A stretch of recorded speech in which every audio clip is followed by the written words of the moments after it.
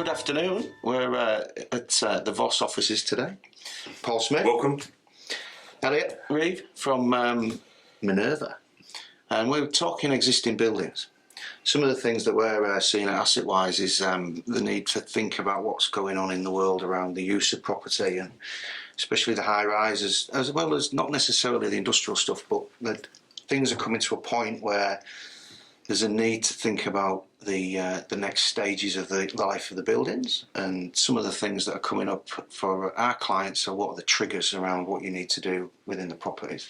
So what I wanted to talk about today was what triggers an upgrade in a property, and what are the things that our clients need to sort of think about in order of getting it right, so the road that they go down is the one that they need to go down, rather than maybe going down a few laneways and then coming back and starting again. Because it seems to me that there's a lot of different professionals involved in the piece, and sometimes it's not as clear cut as you may think it is.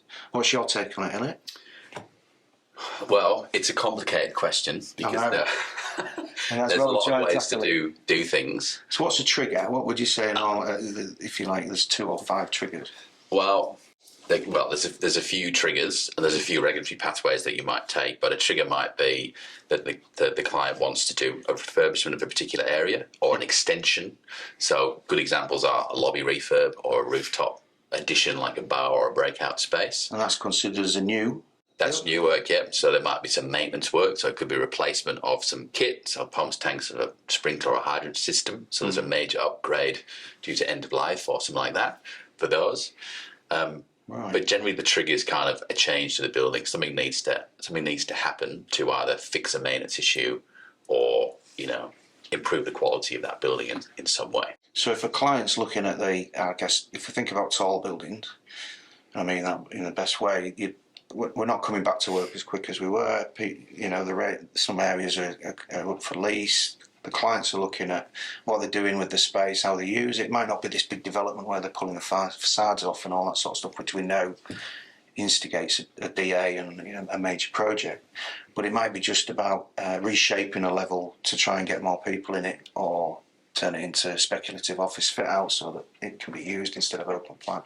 What is that, a DA, or is that considered as it's within its own footprint and therefore you don't need to do certain things? In my mind, that would be about the extent of the change, the extent of the work. So you're talking about possibly building repositioning because of the effects of people working from home now. Mm. That could be a legitimate trigger for a DA, depending on the scale of change. And the way the building is used. I mean, equally, the triggers we were talking about before we started this video were things like certification. There's annual certification for buildings as well. Right. They can fail at any given time. Compliance changes to authority, mains, pressures. So let's just go into that a little bit then. So yes. If you say about the mains pressures, that in my mind that links into the fire system and the FSS. Yep. Annual check. Mm. You find that the local building, which has gone up at 40 stories, is pulling on the main. Mm. The checks that you do on the pressure going into the building result in lower pressure. Yep. Which may in fact bring on... It's constantly variable as well. Is that a fire order then? Is that what you call a fire order? I think a good way to think of a DA is probably an intensification of the use of the building. So if you add, an example is you add floor area. Right. Yep. So that can sometimes happen in surprising ways, like you might fill in a void. Mm. Yeah, okay. So you previously had an interconnecting stair or something that you've closed that, you've now got more NLA, that would probably trigger a DA. All right, yeah. Even if you're taking it back to what it was before the tenant put an interconnecting in, or potentially, yeah. Yeah, okay. It can be a major refurb of the property, so the repositioning will more than likely trigger a DA. Mm-hmm.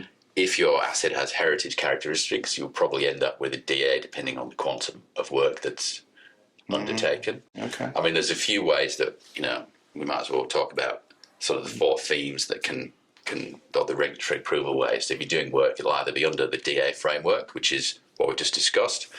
There's the compliant development framework, which is you basically do something that complies with the bigger picture. So a good example is an office fit out. Right. There are ways to do new builds under a CDC framework, but that's kind of a specialist area. There's Crown certificates, which is similar to a DA, but it's on Crown land.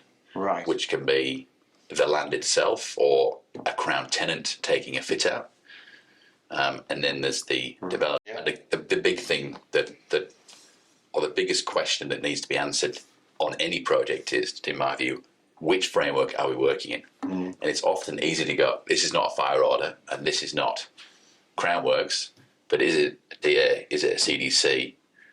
And where am I sitting? How do you determine that then? How do you get to that knowing? So the best place to start is with the PCA and the planner. Yeah, they're the two that will have the answers categorically. I'll say that because they're not here to give you that sort of advice. Right. But that will then change the approach from the design team in terms of what steps we need to jump through. What's the benchmark of compliance? Which PCA are we using, for example? Is it the existing codes the building's designed to, or are we now using the new building code? So when you're doing a DA, then you go in and you take it over, or the project got to go through council. So the planner and the BCA guys, do they head it up then? Do they run it, or is it the architect or somebody like that? As you go through that whole process of trying to make sure that you're meeting the needs of the council. And I take it also that the council could come into it and say, we want you to update to this because this is today's relevant compliance. You mentioned earlier about having a plan. So a big thing with anything that we do in engineering, and also I guess in buildings, is having that plan and understanding the way through negotiating them steps or triggers or tick boxes, whatever you call it.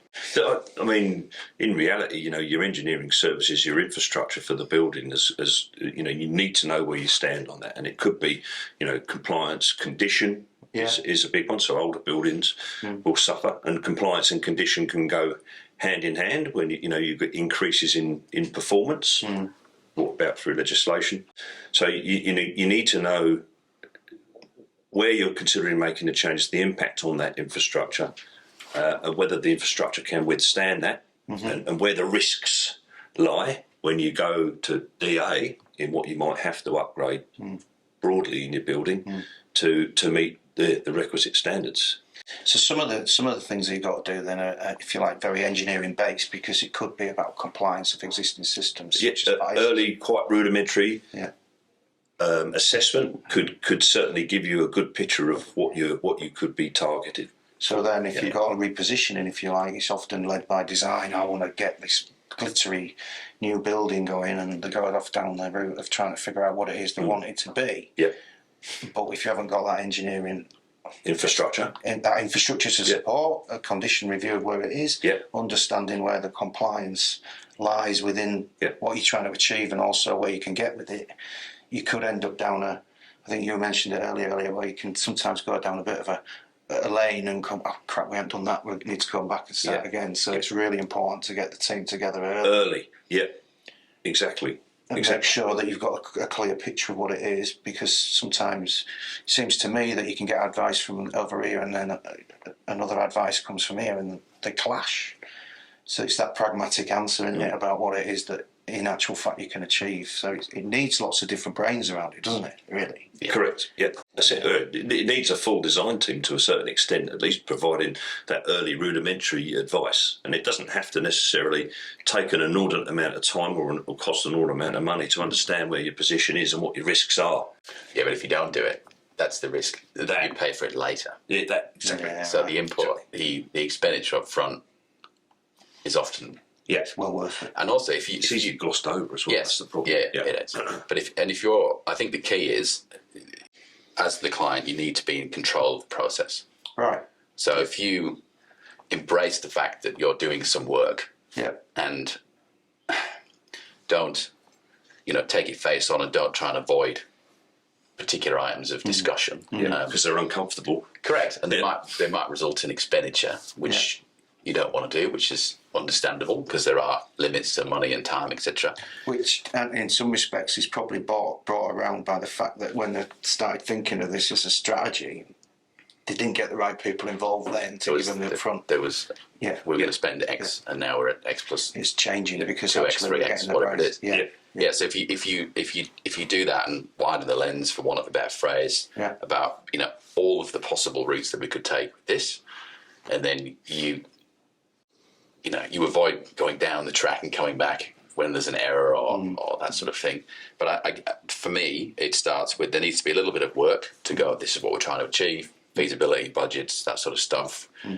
If you need an architect, get them involved. Like, this is what we want to do, and then you need to make a clear line in the sand in terms of where do we sit from a BCA compliance point of view. So what is my structure doing? What's all my fire services doing? Structure, travel, egress, and the services and all that sort of stuff. I mean, the BCA is written in that order for a reason, because generally you can't, without structure, it doesn't stand up. Yeah, of course. Without fire protection, it burns down. You've got to get people out. You've got to give them air, breathe, all that sort of stuff. That's it. Yeah. So it's a good document in the sense. But if you can get that benchmark in place, then you can. That's the point where you can go, okay, here are the gaps. Yeah. Here are the things we are going to take control of. Yep. Design for and integrate. And here are the things, particularly with an existing building, that we're not going to do because there's a good reason for. Yep. So if you're going down a DA route, council are involved, and there are certain exposure risks that you get in there. They can mandate upgrades, and there are various ways you can do that. Planner will give you better advice than I will, but it's if you're doing more than 50% of the work over a period of time, that might trigger it. They might just say, please upgrade. So there's that. So if you plan for that before you go in, you're in control, and there's no surprises. And it gets you the solution. And classic examples are, I've got a DA for my nice shiny building, it comes back, then you get the upgrade order for something. Yeah. Or from a services point of view, it's like, we can't do it with what we've got. You mean we don't have, where's the booster going? Yeah. Suddenly the whole frontage changes. Yeah. And now you're back in for another DA. So there's all these sort of knock-on effects of going too quick, too soon. Okay. Good in. So it's all about collaboration at the end of the day, and getting involved nice and early, getting the right team involved, and a full team. take some time to consider it. Yeah, correct. You'll save it later. Yeah, Correct. Yeah. interesting. Thank you. Very good, Thank you, sir. as always.